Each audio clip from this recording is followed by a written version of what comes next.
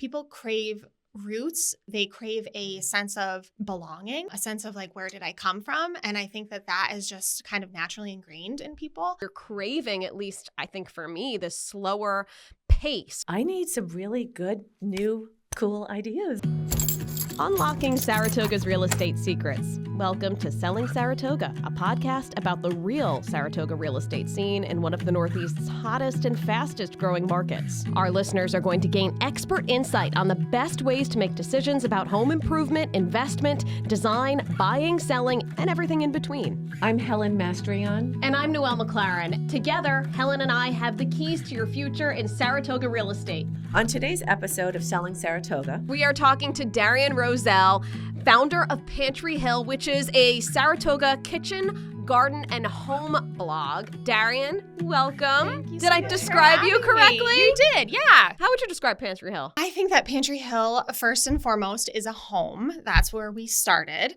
And it has kind of grown into, I would say maybe like a lifestyle brand. Right now, it's a story. It's, I'm just kind of telling the story of us building home and sharing like our history and our heritage and our legacy of our family who has been here in the Saratoga Springs area for like 250 years. Like a local storyteller / creator, Local storyteller, creator. Yeah. I mean, it's so many things. There's so many facets to it. And that's what's so exciting about it right now. Well, and 250 years of both families being in the area is kind of amazing. It's really cool. It was like no one here. Eric and I are always joking, like, are we related? Like, this is so weird. Like, did you ever do a DNA test? We haven't done the DNA You're test, scared but to. we do know that we traced his paternal grandfather's side way back, and then my maternal grandmother's side way back. And so my maternal grandmother has like the family Bible that was, kind of used to keep all of the records. And so that has all of the information about how long we've been here. And his family kind of has something similar, which is really cool. That's really cool. So very, very cool. Darian, you have more than 64.5K followers on Instagram. Many people are following you for your back to basics way of living. Tell us exactly, why do you think people are kind of chomping at the bit for that experience? Why do you think people want to hear more about that? I think that people, especially people my age, are kind of connecting with, coming home, building a home for their families, building a home, for their kids. A lot of my followers are women who are kind of nostalgic for that with their children, who have gotten older. I think really it's just, the whole thing is really just about connection, and like people are trying to connect with some kind of history and building a legacy and meaning behind, where they live and where they've chosen to live. And so I think that is kind of a big, draw for people. Also just that, what I'm sharing is kind of like all of these tried and true methods. And so when we first moved here and I started, my husband and I started making a home for our family, I found myself tapping into all of that ancestral, knowledge and, calling my mom, calling my grandmother as I was like in the garden and kind of doing things at home. And realizing that there was this like wealth of knowledge from my past, and from Eric's past that we just kind of, were utilizing. And so at a certain point I was like, I should kind of start sharing that. And whether it's like for me, I don't have that luxury because our families haven't been around for 250 years in the same spot. But when I really looked at your website, which I highly recommend, amazing gems in there, and of course the Instagram feeds, I realized that what I can adapt is what I can adapt, but the living vicariously through someone who's so entrenched in their legacy is fascinating. Yeah. And I think that what people, I'm hoping that what people take away from that is not that you have to have a legacy of, 250 years. It's that legacy can start with you. And so you can start, building that feeling for your children and starting those traditions. And yes, we follow a lot of the traditions and the practices that my families have for generations, but we've also started some of our own.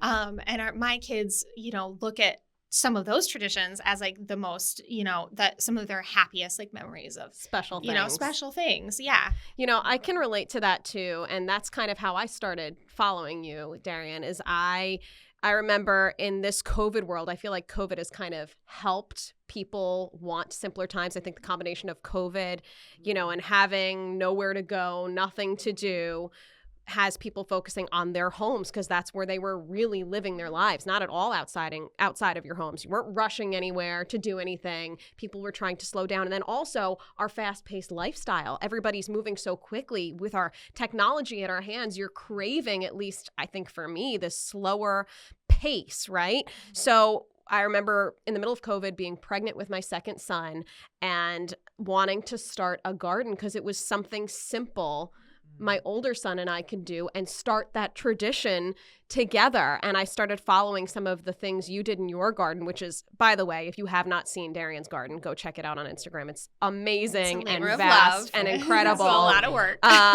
There's definitely something to going back to basics and the timing of it all. And I agree. Starting your own tradition. The garden nobody's gardened in my family. So my son and I have started that tradition. And now my younger son is equally, if not more into it than my older son. My husband is building. So it's a family thing that hopefully they continue on. Yeah, I think that COVID definitely pushed people towards focusing a little bit more on their homes and their gardens. It certainly helped build my audience for sure.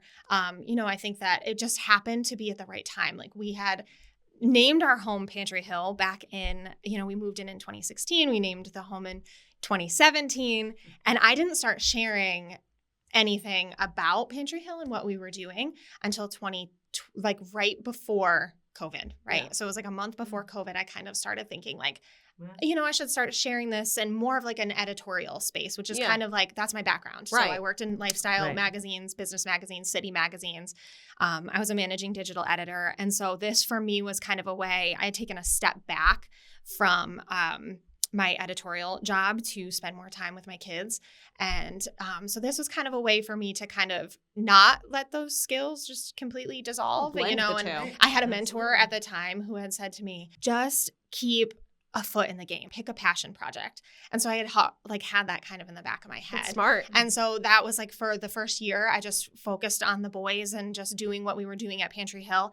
And then after that, I was kind of like, you know what? I feel like this is our story, and this is kind of my way of keeping those like skills moving, and so I started it right before COVID. And Noelle, what you were saying about like people being interested, I think like I kind of hit it right at the right time when people were paying attention to those kinds of things. Mm-hmm. But I don't think that this like idea of home and building home is new, right? People crave roots. They crave a sense of belonging, a sense of like, where did I come from? And I think that is just kind of naturally ingrained in people. So as a realtor, I'm just curious how you found your house. I'm sure you would have loved to find some great old farmhouse. Absolutely. That was everybody's idea. That's more your style. When we moved here, that's what we wanted. That's not what we wound up with. Tell us about your house that you live in and how you adapted it. So we had I was 8 months pregnant for my first baby, and we were living in Boston. And, we had been in cities for like a while. We had been in Seattle and we had been in Boston, and we were kind of always trying to figure out like, how do we get back to that space like that was similar to what we both grew up with, right? In a way that's practical for both of our jobs. And so we had actually originally put an offer in on a house this was in 2016. It was an old farmhouse, like an hour outside of Boston, right? Okay. So it was kind of in commuting distance, but in Massachusetts? Yes. Okay. As we started getting like closer to, like making those final decisions, we realized like we're not close to family. We're not close to Boston. Like all of our friends after college were in Boston. It was like such a fun time. And then one weekend in 2016, we came home for the weekend, and my uncle had said to us, he had kind of brought us back around to be like, I'm building this house with my friend. It's really, really cool. You guys should come and see it. So we were just kind of like, this is really cool, but I can't envision it, right? But then like fast forward to like the end of that year, and he was like, that house that I showed you is done. And it's going on the market on Monday. This was on a Friday. And he was like, you guys really should come and look at it. And so we went, and when we walked in, my husband and I had made a checklist of like all of the things that we wanted in a house, right? Down to like what kind of I mean, this was me, not my husband, but like down to like the type of countertops that I wanted, right? In my dream house. Right. And this house checked all of those boxes. Wow. And Lucky. even though it was a new build, you know, there were things about it that I was like, I didn't build it. It was a spec house that was just kind of like going up on the market, but it was a clean enough slate that I was like, I can see us doing what I'm envisioning here and kind of starting fresh. So it's almost like starting your own traditions, right? For your family. Like we're not starting in like a historical space that we're then building on. We're starting in our own space that we're making historical. So it was the right place, the right time. It wasn't necessarily like the dream house, you know, it was the right price. And we took a huge leap of faith and we were like, let's try to take both of our jobs remote. You know, no one was doing that in 2016. No. So we were very nervous about, you know, are we walking away from essentially like our livelihood? Right. And we have been able to make it work since. And I don't really see us going anywhere else. I think your roots are pretty deep. Pretty deep. Exactly. You ain't going anywhere. You know, I'm sure a lot of listeners can relate to that. I know for us, we have a new build in Wilton, and it wasn't a spec house. We got to make a lot of decisions, but it's still a builder home. You know, there are some cookie cutter aspects of it. There's some unique aspects of it. But we've been in it for about 7 years now, maybe a little more than 7 years, and there are still blank walls, or there are spaces that like, I know I need to paint this wall. I know I need to tile certain things. But I like doing it right now. I just don't do it because I'm scared I'm going to make the wrong choice. So do you have any advice for people who are listening who want to make their house a home? Do we have to sometimes just make the decision and if it works, it works, it doesn't, or do you prefer kind of taking your time, taking a step back and I think it depends on the project, right? So sometimes I will have a vision of a space that I want to change or recreate. And it's a long-term thing. I think about it for a really long time. But then sometimes I'll just be like, I don't know, perusing the internet, like on Pinterest or reading a magazine or reading an old design book. Like I love old design books. And I'll see a wallpaper. And then that is instantly like, that's it. The one. That's what I want. And I just kind of like go for it.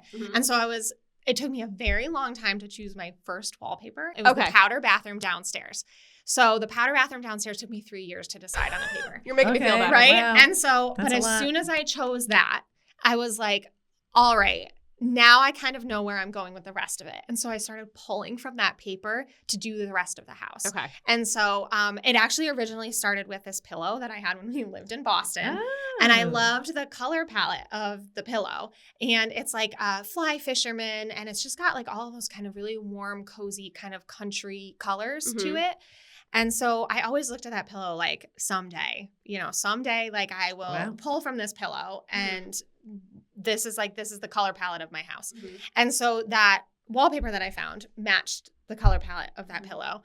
And so then I just kind of started making decisions from there. Is that where you draw most of your inspiration from, or where do you draw most of your inspiration from? Is it like one object? Is it nature? Is it just wherever you find it? For this house, I definitely settled on a color palette. And then yes, like I draw a lot of inspiration from nature. A lot of inspiration from like what the boys are interested in, you know. And then also I'm really inspired by older homes, and we've been super fortunate. Eric's family has this like incredible Adirondack camp that is like beautiful. It's really incredible, and it's been part of their family since the turn of the 20th century. And so the craftsmanship of that and just the thoughtful details that went into that, like the tiny little things, is very much, it's a huge source of inspiration for me. That Adirondack style, that craftsman style, we are at the foothills of the Adirondack. So like pieces of that are what we've kind of pulled into the house. And then also like my mom, my aunt, my grandmother, they all have incredible like style, very traditional taste. Have you seen her kids' beds?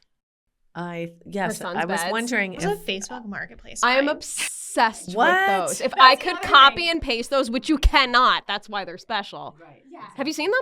I went on your, of course, your Instagram, but also your website, which is phenomenal. Thank you. And I was wondering, especially the beds, where you could find those. It was just amazing. So, I actually thought you were in the backyard with twigs and right, whatever, they're so cool. So I making them the yourself. I could see her I doing told that, my boys that they were made by woodland elves. And so the boys, like, actually, that was how I got them to, like, not hang from them, right? Oh, nice. I get a lot of commentary about that from people. They're like, how do you keep them from not hanging from them? I'm like, well, I told them they were magical, and if they broke them, that they would never get another one. So I mean, it's kind of true. They are. I think they're magical. I had actually seen those beds on Facebook Marketplace, and the girl that was selling them had them listed not high for what they are, but like higher than I was willing to spend, right?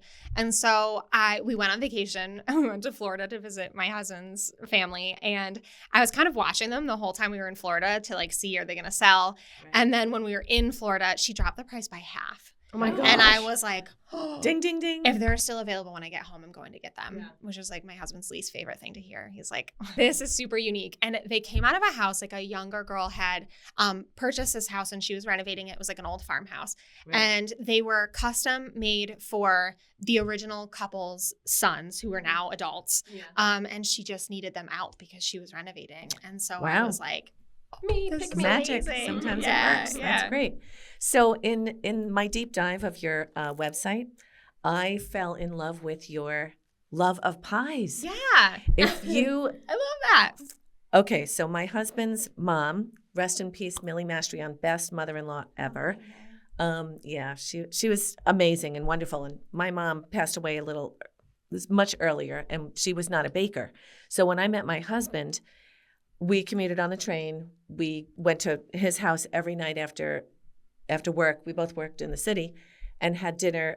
Millie made dinner. And every single night there was another baked good. Mm-hmm. I thought I died and went to heaven. I was like, yeah. So one of her specialties was pie. Mm-hmm. And so I learned to bake from Millie, and I still have the best, fondest memories. And so when I saw your thing about pie, I was like, okay, I'm bringing this book that I have that I will lend you, because this was like my Bible for a while. That's it's not amazing. Just, but if you don't let me into one of your pie workshops, amazing. I will make a spot for you. Okay, thank you very much. You can have this book if you let me into your pie workshop. I'm so excited it's bribery. to look it's bribery. This.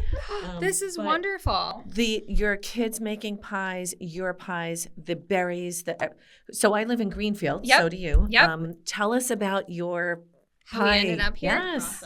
So pie has always been kind of a cornerstone of like my family celebrations, right? So, and they're it's always very seasonal. So it was always just like whatever was in season was what was being made. You know, my grandfather's favorite pie was blueberry pie. And so, so there's a lot of, my grandmother and my mom are like the apple pies is kind of their thing. And so my grandmother used to do all of the apple pies, and then my mom kind of took that away from her. So are you saying that you don't use Comstock as a filling?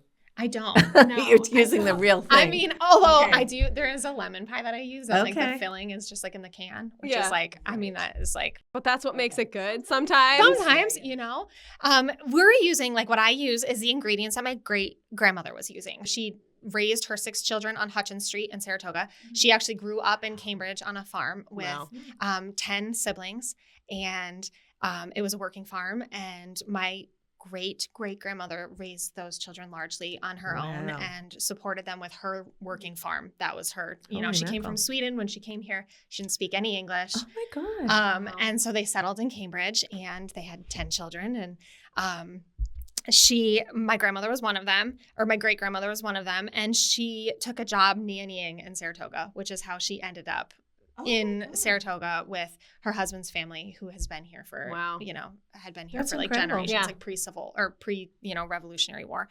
And so she was the one on Hutchins Street with her 6 kids who was baking these pies.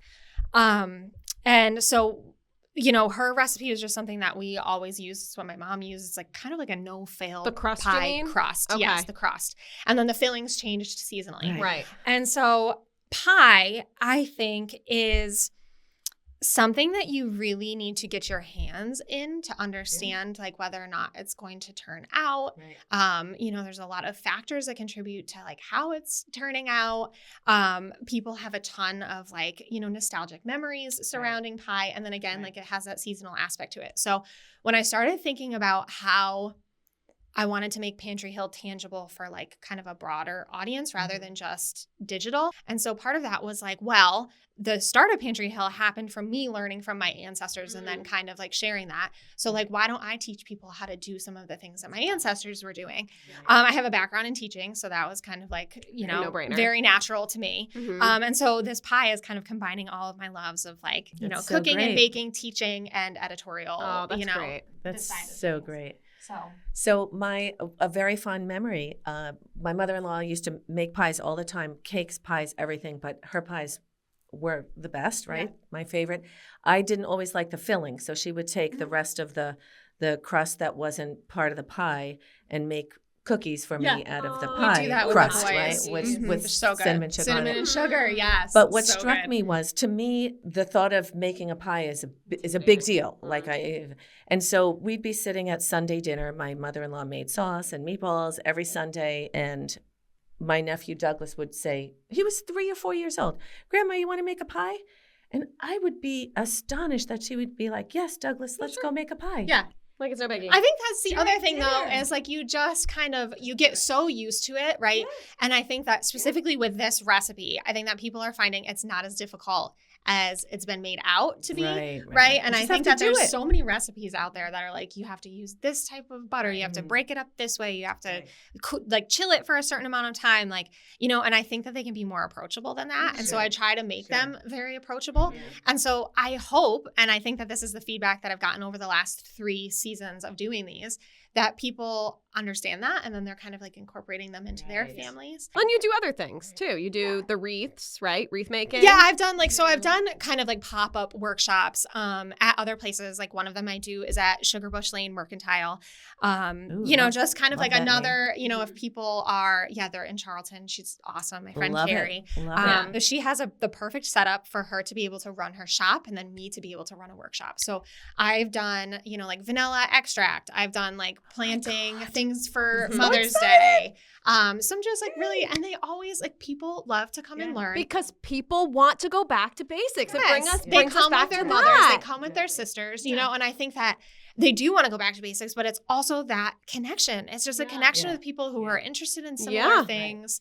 Well, stay tuned for a podcast at Pantry Hill. That would be Pies so or whatever fun. it is. Yeah, it's so fun Absolutely. and it's so Absolutely. approachable, and I would love to have you guys come So much fun. try it out. Why do people name their homes? Like, I feel like if have you named your home? Like, my home would probably be named like, I don't know, Minister of Boy Chaos. I just I don't even know. Like, it was just, or like Car House. I don't really know. Like, where did Pantry Hill come from? And if you had to name your home, what would you name it? You know what? We did not name our home, but it was on my husband's bucket list to design a home and build it. I mean, he didn't build it himself, but he worked with our architect and the builder. It's a custom, beautiful, unusual, gorgeous home. But we love all things Italian. And so we built a pizza oven in our backyard, a major league pizza oven. And that's how our friends and family, like for Thanksgiving, the day after Thanksgiving, it's nothing but pizza. And I used to make the dough. I don't do that anymore, but we make the sauce, we make the fixings and whatever. And Trattoria Mastrion, is that what it is? There maybe? you go. I like that. So it would have something to do with that if you were to name your home, you think? Yes. Oh, most definitely. So like when people think about like what they come to your home for, what you're entertaining for, what your family is gathering for. When we moved back here, I had always thought that like whatever home we ended up buying would have some sort of name to it, because I think that it creates a sense of place for you and for your family, a sense of belonging. You have arrived at wherever, and it kind of like gives you the sense of like what is happening on that property. It took us a whole year though to settle on Pantry Hill, and my husband actually came up with the name for it. He's super creative. And it just had, for us, we knew after that year that what we were going to be doing there was our family and friends were going to be gathering because of food, right? For like all of these like celebratory experiences. And so the garden was kind of, we knew we were going to start a garden. And so that following spring we did. And then we just kind of sat on it for a little while. Like we didn't share it with anybody, but we were just kind of like, the house sits on the top of a hill. And that's just what my husband and I were high school sweethearts. But we really grew around food, right? So like our traveling was all about food, like and different cultural experiences. And Helen's the food realtor. Well, We've talked about this before. let's say we share the same same likes. It's that's why we love Italy so much. We went to Greece. We love their food. It's a wonderful way of It brings celebrating people and together. being, Absolutely. bonding over food. And as families, you can't beat it. Yeah. What else is there? So Pantry comes from like where you keep your food. Yeah. Is that collected? Yeah, it would be like, where we collect, where we, we store, we preserve, we cook with, and you think about all of those ingredients. And we chose Pantry specifically because it felt like a little bit more stripped back. Like your pantry is kind of like the part that like people don't always see, but it's, that's the utilitarian part of your kitchen. And that's sort of what we wanted people to feel like. A lot of the way that we cook is very utilitarian. Like I don't have a lot of bells and whistles in our kitchen. We really are kind of following those traditions and the practices of our, and of our ancestors. And like similar to what you were saying about your pizza, every Christmas, we make our own pasta. That was my great grandmother's thing on my dad's side. And we've kind of like sort of started taking over that tradition. And we basically do most of it by hand. Well, and I think the pantry is actually a perfect example of your home that you took, this more cookie cutter, new build style home and really made it your own. And I think listeners could probably relate to like you move into a home, whether you built it or you bought it as is, and you want to make it your own. One way you were able to accomplish that is the butler's pantry.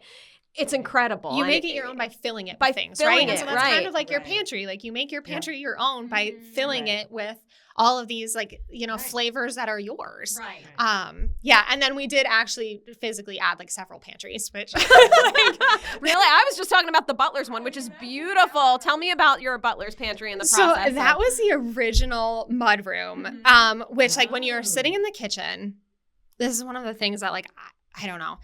You could see the mudroom, right? And it was a very like modern mudroom, like built-in shelves on the wall. Beautiful. Like if you were buying a house, you would be like, yes, I need that for my family. But like after living with it, I'm like, it's always such a mess. Like, and you can see it from where you're sitting in the kitchen. And so I was like, how can we sort of recreate that space? And I always loved the idea of like a scullery or a prep kitchen. And so that sort of was like a natural fit because it's right off of the kitchen. And so I was like, someday I want to like take all of this out and figure out, and of course everyone was like, where are you gonna put the mudroom? Right. We actually had some space in our garage that was like could have been storage space in the garage, but it was sort of like unusable. You can still fit like a regular size car. You wouldn't be able to park a truck, but we built a mudroom out into the garage.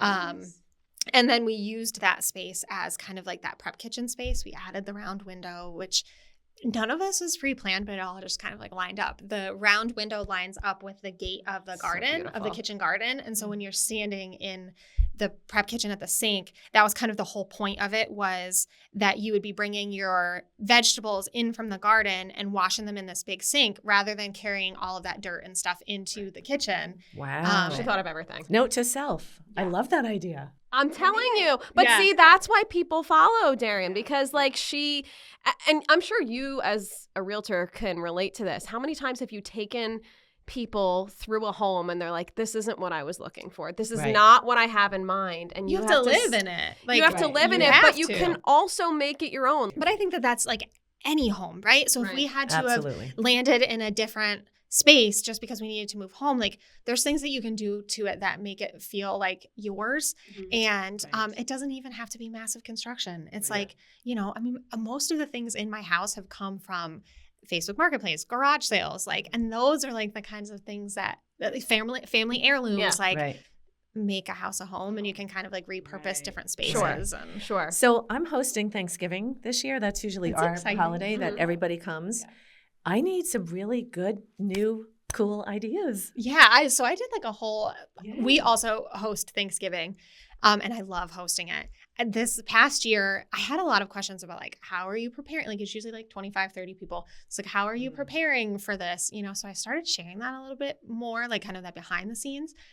on Instagram. And I think that people really connected with it. Oh, you're coming back on our show and sharing. We're going to do a Thanksgiving. That would be so fun, Prepping just for like. Thanksgiving. Can you talk about the land that you live on? Because we've been talking a lot about the house itself, but acreage too. I mean, how many acres are you on and what have you done with it? We're on 6 acres. And what is really cool about it is we own kind of like, I'm calling it waterfront, but it's like the waterfront is swampy. There's like a really big pond in the backyard that a bunch of houses live around.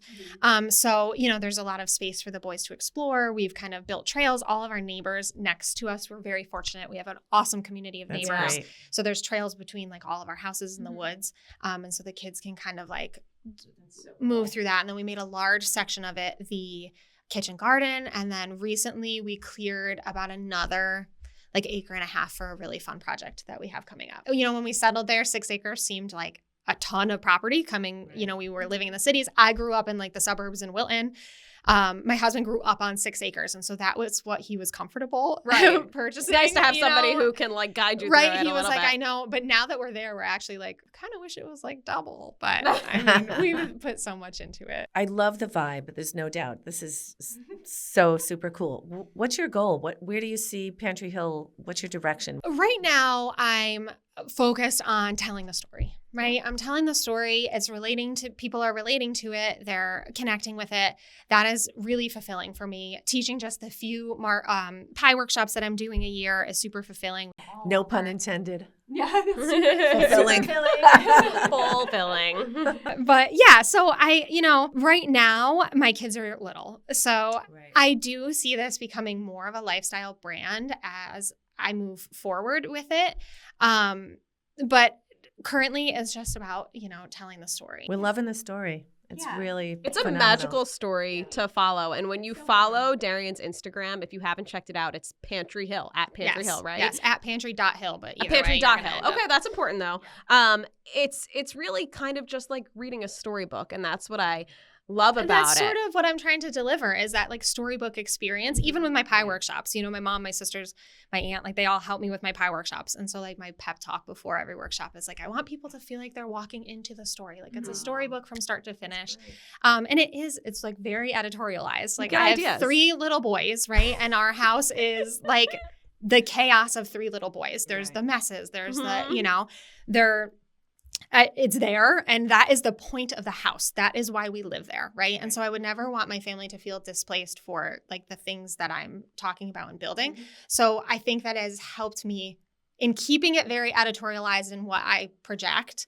It's helped me there's like a line there, right? There's a hard line between like those personal, like private uses of our home and then kind of like that inspirational stuff that I'm sharing. And you know what? I think this is really important for listeners, whether you follow Darian or you are about to, because you're hearing about all this. But I've actually spoken to a lot of women who follow Pantry Hill who are just in absolute awe of what you do and what you're able to do. You make it look so easy on social media. The gardening, the just like very ornate details, the cleanliness. But like what was really refreshing to me as somebody who can relate to you a lot. I have 2 little boys. They're right around the same age of your little boys. I think our oldest are both going into second grade. Going into second grade. Yep. And so like I think it was refreshing though when we were trying to schedule when we were going to do this podcast.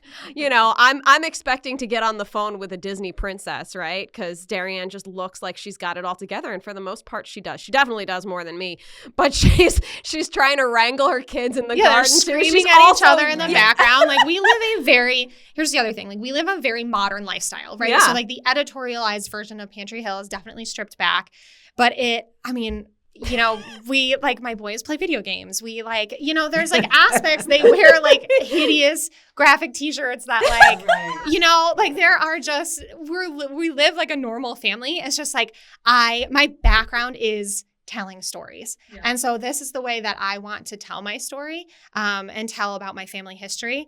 And so like my husband is a software engineer. Like we're like there's a lot of technology. There's a lot of like, it's a highlight reel. It's a highlight reel. Yeah. And I even struggle to say like it's a highlight reel because I don't know. I don't want people to think that it's like that there's only highlights, right? We're living a regular life. It is a story. When you're picking up a magazine, you are not looking at like what the behind the scenes of what No, happens to make that magazine right. happen, you know, but you are fully enjoying the inspiration that you're seeing in the magazine. It helps me like delineate, like, especially at home where I'm like, this is not a pantry home moment. This is like not something that like I'm going to be sharing broadly. And it's okay for me to like, it helps me separate. Like I'm just going to put the phone down and this is just like a family moment. I do think that it does come easily, the garden and all of that. Like the boys just kind of ebb and flow between all of those spaces. And that's what we do as a family. And so they are always there. They're always present. Whether The parts that bond you all together. whether they're screaming or not, you know, like the background of it is they're in the garden. They're with in the me. mud. And that is how I do it. That's how I do it all. They're with me through all of it, whether you're seeing them or not. Cool. Oh, I can relate to that. I get it. I love that. What is the best part of your home? What do you love the most? And what do you like the least? If there's a like the least. You know, as far as home, like actual space, like I love the prep kitchen. I just think that is just like, it's so customized to like what we do. And the space is so small. I love small spaces. Oh, wow. Like my kids will tell you actually, our house is actually, you know, including the full finished basement is like 4,000 square feet. So, but if you were to ask my kids, like, what is mom's favorite type of house? They would tell you it's a cottage. And so that prep kitchen space feels like that to me. I love designing small spaces like that. I love like how everything has to be functional, but you know, like I want it to be beautifully designed, you know? So I think that is probably my favorite space in the house. Least favorite, when we first moved into the house, I had pictured myself in an old farmhouse, right? White clapboard or like, you know. Traditional. So when we moved into a house that was blue, at first I was like, I wouldn't have chosen the blue myself. You know, it just didn't feel like me. But as we've lived there, and the boys have gotten older, and you know, like when you get older children, like there's so much color infused into everything, right? The toys that they're playing with, the clothes that they're wearing. And so I just started kind of like the crafts that they're doing, like embracing kind of that color. And the more that we lived there, the more I was like, I can't see this. And it also became the identity of the house. Like, you know, we're the blue house at the top of the hill was how we would describe how people would get there. And so it became so much of the identity of the house that like now I can't even imagine changing it. Yeah. You know? That's pretty cool. Yeah. So also my least favorite right now is our primary bedroom, which is like going to be a big project to get it to where I want it to be. But it's above the garage and it kind of feels a little bit like a rec room to me. Oh, yeah. It's a very large space and I have a very hard time. It's 800 square feet, like just the bedroom, bathroom. So you have to like fill it with things. It just doesn't, I don't know. I have struggled with like large spaces like that. Scale is hard. Scale is very hard. You need to find another pillow that will give you the inspiration. Yeah, I just fly fishing pillow, or like the right piece of furniture, or like I don't know. What about that huge cupboard that you have in there? I love that. Yeah, so that is really really cool. That is a family kind of heirloom piece. It was in my great aunt's farmhouse. She downsized, and we ended up taking it. It fits perfectly on that wall, which is really really cool. That would obviously stay in there. But it's just kind of like the spaces around. There's like a sitting room and it's all piecemealed. I just felt like they build our basic carpet and all of the upstairs is kind of like after 8 years, it's like, it's time to like. If somebody wants to start doing simple little things like start a garden, maybe create a food storage area, something like that, something to get back to basics, where's a good place to start? In starting a garden, I mean, we started our first garden was on like our back deck in like a container. You know, just start maybe. Is that what it is? Just start it, you know? And I give that advice too with like, how do you host with little kids and your house isn't exactly what you want it to be? Like you just do it. Just do it. You just do it. And then along the way, you kind of refine it and change it and make it into what you want. I don't think our garden started very small. Like we started with 3 raised beds that we took out of my parents' backyard. And they were like all warped. And like, I was just like, let's just see if this is something that we're interested in doing on a larger scale than the containers that we started on our back deck in like Boston, you know? And so we started there. And then it just kind of like, every year we kind of added to it and we decided that we needed a space for this and we wanted a space for that and like trial and error, you know, and we've just like, we've done it all on our own. And so it just is very fulfilling, feels very rewarding. Time now for our real estate horror story. If you've been following us for a while, you know exactly what that is. It's kind of just a quirky, fun, sometimes spooky, just story that's related to home and real estate. And usually our guest likes to bring them in. You can also submit them. Do you have a horror story? Yeah, I mean, it's kind of about me being like a bad neighbor. I mean, I guess it wasn't even really me. I feel like you would be the best neighbor on the planet. It was more Eric. Okay. It feels so on brand too, which is hilarious. In our Boston apartment, we decided one day, Eric loves, like, he does all of the pickling out of our garden. He loves to like experiment with pickling, right? And so in our Boston apartment, this is like pre-house, pre-garden, you know, he was like, we're going to pickle today. And I was like, yeah. So, and I was like, all right, cool. So we went to the farmer's market. We bought all the things that we needed to like pickle. And we're in this house that has like several other families living in it. I think it had like 4, maybe 6 like other apartments. But everything in Boston is like so tight and like consolidated and like compartmentalized. Yes, and there's like people everywhere and like so we were in a very we lived in Somerville, highly densely populated area. And so we're doing these pickles and you have to have like the canning thing like boiling constantly. And after a certain amount of time, the like fire alarms started going off. Oh no, what time? I think we triggered it was nighttime because I remember being outside, right? Okay, but I'm pregnant at this point. Oh gosh. With our first baby. And so the fire alarms start going off and like these are the fire alarms that are like screaming at you, right? And so the whole building has to be evacuated. So what we did was we realized that the like gases were getting trapped underneath, like it wasn't venting properly. Oh, no. And so it was building up, with pretty dangerous. Like it was building up like carbon monoxide and like it was just like probably not the best.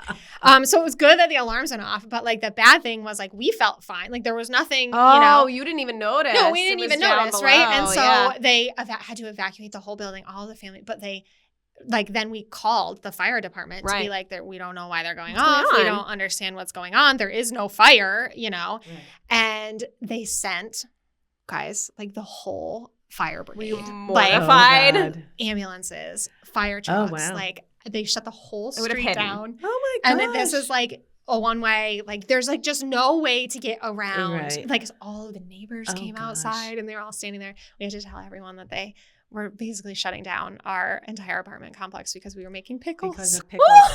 That's crazy. Were they good at least though? Yeah, I mean, I don't even really remember what Did they you were save like, the pickles honestly. and were they tasty? I mean, I'm they better sure have been worth it. Like Eric does really good, you know, like his pickling is really good.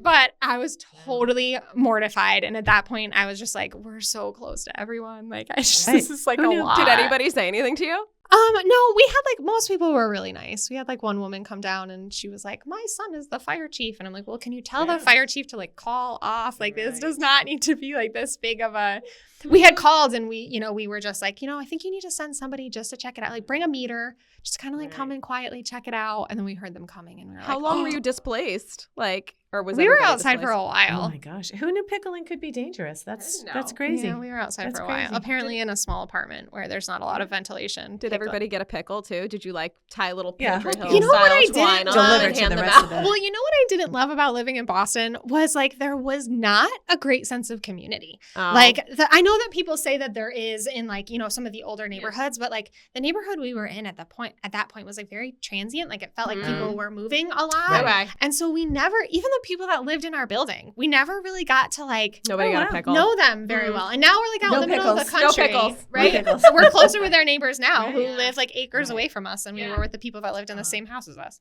Well, Darian, thank you so much for joining us. Yes. Thank you. I've loved following your Very journey. fun. I've loved having so you here. And I hope you come back for some of like those really magical times of the year where we get to make our house more homey. Yeah, I want you to come to me so that I can like, I'm we can already do some fun. at the next pie workshop. workshop. Well, we're neighbors, so. This is true. I'll be in touch. You can just stop by and you just walk I'm just going to be the troll in your garden because I just love your garden. You come and check it out and like I'll give you a tour and I'll be the garden gnome. Be great. Well, thank you so much for listening. We hope that if you have any questions, you want to submit a real estate horror story, you can do that at sellingsaratoga@gmail.com. Follow us on Instagram. You can listen to us as always, on Apple Podcasts, Spotify, and we also post this on YouTube if you want to see beautiful aspects of Darian's home and Pantry Hill. You can find it there. All right. Yay. Thanks, everyone. Bye now. Bye.